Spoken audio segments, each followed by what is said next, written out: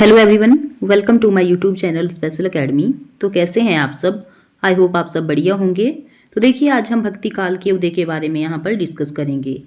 तो time waste न करते हुए बढ़ते हैं अपनी वीडियो की तरफ। और देखिए, सबसे पहले हम भक्ति काल के बारे में थोड़ा सा डिस्कस कर लेते हैं कि भक्ति काल आखिरकार है क्या।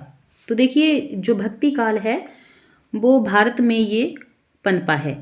देखिए, भारत में जो है तो भक्ति का स्रोत सबसे पहले दक्षिण भारत में ये पनपा है, उसके बाद ये उत्तर भारत में आया है। इसका जो मेन कारण था वो ये था कि उत्तर भारत पर निरंतर जो थे तो विदेशी आक्रमण होते रहते थे।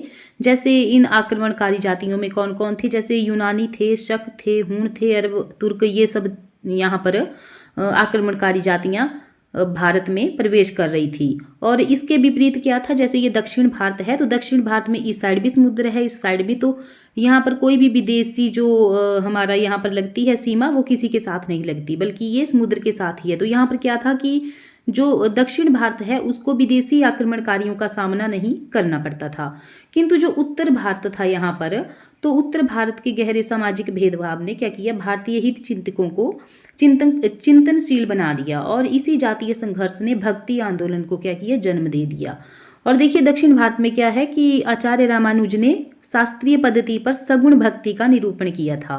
और 13वीं सदी के उत्तरार्ध में गुजरात में मध्वाचार्य ने द्वैत मत की यहाँ पर स्थापना की थी। तो ये था कुछ भक्ति काल के बारे में इंपॉर्टेंट हमारे फैक्ट। आगे बढ़ते हैं, हम देख लेते हैं भक्ति काल के उदय के बारे में। तो यहाँ पर है भक्ति काल का जो उदय है वो विद्वानों ने अपने अनुसार यहाँ पर प्रकट किया है। सब विद्वानों ने अपने अपने जो मत हैं वो यहाँ पर रखे हैं। तो सबसे पहले है हमारे पास पराजित हताश मन। देखिए, पराजित हताश मन जो है तो किसका ये मत है, तो ये है आचार्य शुक्ल जी का। तो आचार्य शुक्ल जी का ये मत कैसे हुए, तो इसके बारे में थोड़ा सा डिटेल में आपको बता दूं कि जो आचार्य शुक्ल जी हैं उन्होंने भक्ति आंदोलन के जो ये निम्न एक कारण माना है। कैसे माना है, तो देखिए, देश में क्या था कि मुसलमानों का राज्य प्रतिष्ठित हो गया था और इससे जो क्या था, हिंदू जनता हताश और निराश हो गई थी। और इसी मनोवृत्ति में क्या हुआ कि ईश्वर की ओर भक्ति में ये भारत के लोग जो थे तो ईश्वर की भक्ति की ओर उन्मुख होना उनका स्वाभाविक था। तो इस तरह से क्या हुआ, भक्ति आंदोलन का कारण माना गया। दूसरा क्या था कि हिंदू जनता ने क्या किया, भक्ति भावना के माध्यम से अपनी आध्यात्मिक श्रेष्ठता दिखाकर पराजित मनोवृत्ति का यहाँ पर शमन कर दिया। तीसरा कारण बताया गया है कि देखिए, तत्कालीन जो धार्मिक परिस्थितियाँ थी उनमें भी भक्ति के प्रसार में योगदान दिया। जैसे नाथ सिद्ध योगी थे, अपने रहस्यवादी शुष्क वाणी में जनता को उपदेश दे रहे थे। भक्ति, प्रेम आदि जो हृदय के प्रकृति भाव होते हैं उनका उनमें कोई सामंजस्य न था। भक्ति भावना से उत्प्रोत साहित्य ने जो है तो इस अभाव की पूर्ति की। तो इस तरह से जो था तो भक्ति का जो मूल स्रोत है वो दक्षिण भारत में था।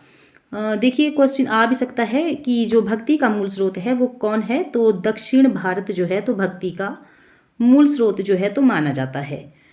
तो बढ़ते हैं, नेक्स्ट है यहाँ पर सेकंड है स्वतः स्फूर्ति क्रिया। और ये क्वेश्चन आते भी हैं कि जो पराजित हताश मन है, भक्ति काल का जो उदय है वो आचार्य शुक्ल ने किस तरह से माना है। तो देखिए, वहाँ पर ऑप्शन दिए होंगे, इन्हीं में से वहाँ पर ऑप्शन दिए होंगे। जैसे पराजित हताश मन किसका ये मत है, स्वतः स्फूर्ति क्रिया, ईसाइयों की देन, अरबों की देन, अवर्णों की आर्थिक स्थिति में सुधार, इस तरह के क्वेश्चन दिए होते हैं। और हमें वहाँ पर अपना जो हमारा होता है कंटेंट जो हमने याद किया होता है वो वहाँ पर टिक लगाना होता है। तो देखिए, सेकंड हमारा दिया गया है यहाँ पर स्वतः स्फूर्ति क्रिया। और ये किसका मत है, ये है हमारा हजारी प्रसाद द्विवेदी जी का ये कथन है। और इन्होंने क्या किया है कि शुक्ल जी के मत से असहमति व्यक्त की है। जो शुक्ल जी का मत था पराजित हताश मन, इनसे जो है तो इन्होंने असहमति प्रकट की है। और भक्ति भावना पराजित मनोवृत्ति की उपज नहीं है और ना ही ये इस्लाम के बलात् प्रचार के परिणाम स्वरूप उत्पन्न हुई है। उनका ये तर्क भी था कि हिंदू सदा से आशावादी जाति रही है और तथा किसी भी भक्त कवि के काव्य में निराशा का पुट नहीं है। ये सिर्फ क्या है, स्वतः स्फूर्ति भावना थी। स्वतः स्फूर्ति भावना थी, अपने आप ये क्रिया हो गई थी। नेक्स्ट है ईसाइयों की देन। तो देखिए, ईसाइयों की जो देन है वो किसका कथन है, ये है ग्रियर्सन जी का। तो ग्रियर्सन जी क्या कहते हैं यहाँ पर, ग्रियर्सन जी का मत है कि देखिए, भक्ति आंदोलन का जो उदय है वो ईसाई धर्म के प्रभाव से मानते हैं ये। और उनका ये तर्क है जो है तो हास्यास्पद माना जाता है कि रामानुजाचार्य को भावावेश एवं प्रेमोल्लास के धर्म का संदेश ईसाइयों से मिला। तो इस तरह के यहाँ पर मत प्रकट किए गए हैं। और चौथा है हमारे पास अरबों की देन। तो अरबों की देन किसका है? ताराचंद जी का है।